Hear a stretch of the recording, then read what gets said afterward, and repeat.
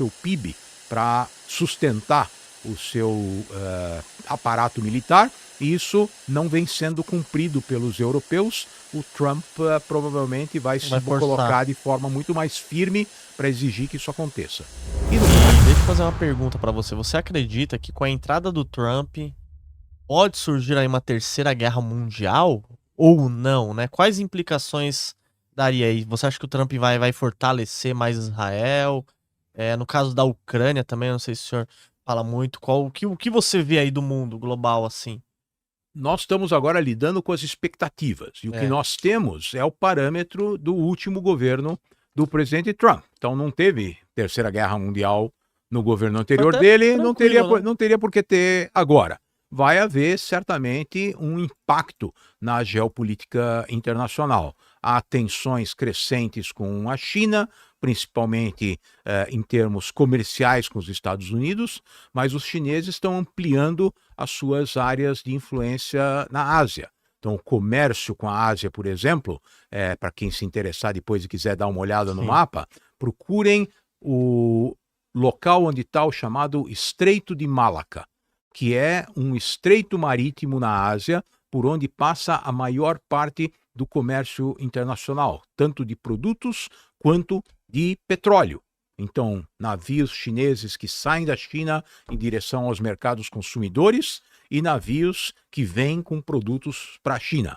Eles passam por esse estreito, que é um local muito vulnerável. Os chineses estão de olho nele. Os chineses fizeram um acordo com o Paquistão para criar uma rota para transportar tanto produtos quanto petróleo através do território do Paquistão, logo na saída do Golfo Pérsico, para evitar que os navios que abastecem a China tenham que fazer um longo trajeto.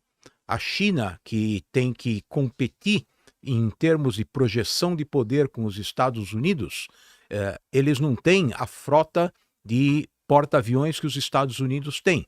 Mas o que eles estão fazendo é criando ilhas artificiais no Mar do Sul da China para garantir a sua presença militar. Os Estados Unidos estão tendo que reativar bases que eles usaram na Segunda Guerra Mundial nessas ilhas do Pacífico para garantir que eles possam atuar na região de forma efetiva. Então esse é um aspecto de um conflito latente que vem se intensificando com a China. Por outro lado, todo mundo deve ter ouvido falar da relação que o presidente Trump tem com o presidente Putin da Rússia, e isso pode eventualmente trazer uma pressão sobre a Ucrânia. O leste da Ucrânia está ocupado pelos russos. Os russos alegam que a maior parte da população nessa região que eles ocuparam é uma população que é favorável à presença da Rússia nesse território, que esse território deveria ser anexado pela Rússia, e há elementos conservadores nos Estados Unidos que concordam com essa posição e que fariam com que a Ucrânia tivesse que abandonar esses territórios em troca de algum tipo de acordo. Se os americanos deixarem de fornecer armas e apoio para a Ucrânia, eventualmente os ucranianos não podem continuar a sustentar essa guerra. Isso tem implicações em relação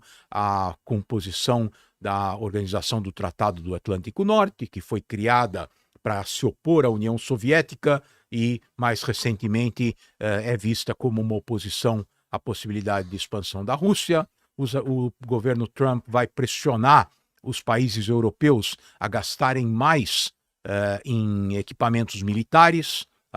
Houve um acordo que previa que os europeus gastariam no mínimo 2% do seu PIB para sustentar o seu aparato militar, e isso não vem sendo cumprido pelos europeus. O Trump provavelmente vai se colocar de forma muito mais firme para exigir que isso aconteça.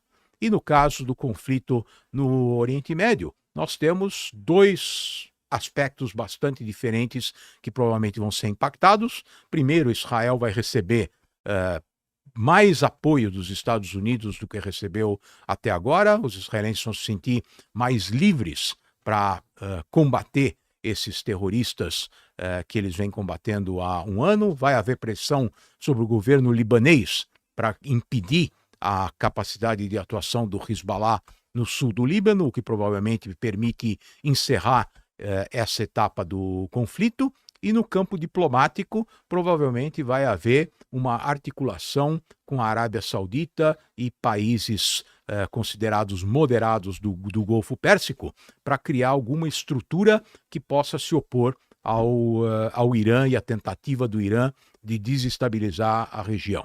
E a relação dos Estados Unidos com o Irã vai retornar ao que era no governo Trump anterior, com muito mais pressão sobre o Irã, com muito mais sanções que vão, de alguma forma, impedir o governo iraniano de direcionar recursos para essa guerra regional, em vez de melhorar a condição de vida da sua própria população. E esse é um elemento que nós podemos ver como um elemento comum dessas lideranças radicais. Da mesma forma como o Hamas, na faixa de Gaza, utilizou os recursos que eles receberam para construir túneis e foguetes para uma guerra contra Israel, a liderança iraniana também vem utilizando os recursos que eles obtêm com a venda de petróleo para financiar atividades terroristas ao redor da região, em vez de melhorar a condição de vida da população. E já há episódios muito violentos de protestos da população iraniana contra esse governo que não representa os seus interesses. E a população, né, tudo que ela quer trabalhar, quer prosperar, né, professor? Geralmente, né? A maior parte da população quer cuidar da sua família, quer ter uma vida relativamente tranquila, mas isso não é possível quando existe um governo que não tem esse objetivo, que tem por objetivo expandir a sua área de atuação e exportar uma revolução fundamentalista islâmica. E a gente olhando assim aqui no Brasil, né, tem que falar assim, não, mas fica vendo, você vê políticos falando, não, mas isso daí se resolve tomando uma cerveja, tomando 2 cervejas. Os muçulmanos não tomam álcool. Exatamente, eles não tomam álcool. E outra coisa, né, eles não querem resolver mesmo, eles querem acabar, eliminar, né, é uma coisa que é difícil. Exatamente, isso é algo que precisa ficar muito claro. Nós estamos falando de um país soberano, Israel, que tem valores da cultura ocidental, valorizam a vida mais do que a morte. Enquanto que esses fundamentalistas islâmicos, eles valorizam a morte mais do que a vida. O próprio líder do Hamas, esse que foi eliminado, ele fez declarações explícitas dizendo: quanto mais civis morrerem, mais a nossa causa fica em evidência. Eles utilizaram a sua própria população como um instrumento para promover a ideia do fundamentalismo islâmico. Isso não tem solução, não tem solução negociada.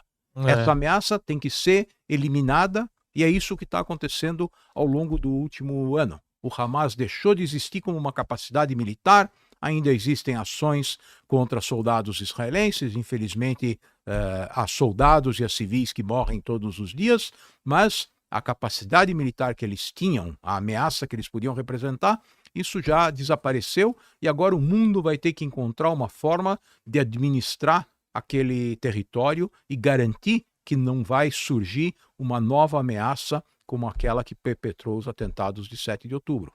E, professor, pelo que você comentou aqui de tudo que está acontecendo no mundo, né, entre Rússia, China, o que os Estados Unidos está fazendo ali, parece que eles estão um pouco se preparando, né, por uma intensificação ali de conflitos, né? Estados Unidos, você falou que ele está criando novas bases ali, ter presença. A China também querendo fazer acordos ali, se travar o canal lá ele consegue passar a mercadoria. Eles estão se preparando, cada um com o seu interesse ali, né? Há uma mudança no status das grandes potências no sistema internacional. Nós tivemos um período em que a Inglaterra era a grande controladora do sistema internacional, dos principais recursos geopolíticos. Isso mudou depois da Segunda Guerra Mundial, quando começou a Guerra Fria. Estados Unidos e União Soviética passaram a liderar 2 blocos. No começo da década de 1990, os Estados Unidos se tornaram a única grande potência depois que a União Soviética desapareceu.